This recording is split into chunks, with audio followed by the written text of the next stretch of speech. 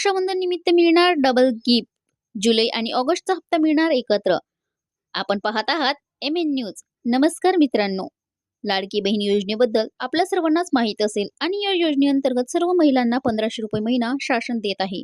लाडकी बहीण योजनेअंतर्गत जुलै आणि ऑगस्टचा हप्ता एकत्र मिळणार आहे की नाही याबद्दल संभ्रम निर्माण होत आहे. रक्षाबंधनला 3000 रुपये लाडक्या बहिणीच्या खात्यामध्ये शासनाकडून जमा होण्याची शक्यता आहे आणि याबद्दल पात्रता आणि निकष कोणते आहेत या ताज्या अपडेटद्वारे आपण जाणून घेऊया. महाराष्ट्रामधील महिलांसाठी मुख्यमंत्री माझी लाडकी बहीण योजना एक वरदानपेक्षा जास्त ठरलेली आहे. ही योजना 2024 मध्ये सुरू झालेली असून आतापर्यंत लाखो महिलांनी या योजनेचा लाभ घेत त्यांना आर्थिक हातभार सुद्धा शासनाकडे दिलेला आहे. सध्या जुलै 2025 चा हप्ता कधी मिळणार आणि जुलै ऑगस्टचा हप्ता एकत्र मिळणार आहे का, म्हणजेच 3000 रुपये मिळतील का, याबद्दल सुद्धा जोरदार चर्चा सुरू आहे. विशेष गोष्ट म्हणजे 9 ऑगस्ट 2025 या दिवशी रक्षाबंधनाच्या निमित्ताने ही रक्कम महिलाच्या खात्यामध्ये येण्याची शक्यता वर्तवण्यात येत आहे. जुलै आणि ऑगस्टचा हप्ता एकत्र मिळेल.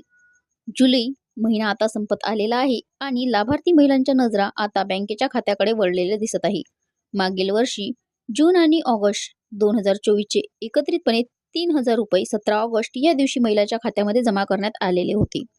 याचा शुभारंभ पुण्यामधील शिवछत्रपती क्रीडा संकुलमध्ये झालेला होता. याही वर्षी अशी शक्यता वर्तवण्यात येत असून जुलै आणि ऑगस्ट 2025 ची लाडकी बहीण योजनेचे हप्ते एकत्र जमा होण्याची शक्यता वर्तवण्यात आलेली आहे.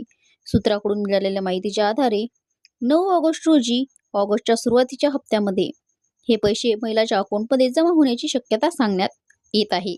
मागील वर्षी अनुभवावरून रक्षाबंधनाला या वर्षी 3000 रुपये मिळतील असं सांगण्यात येत आहे.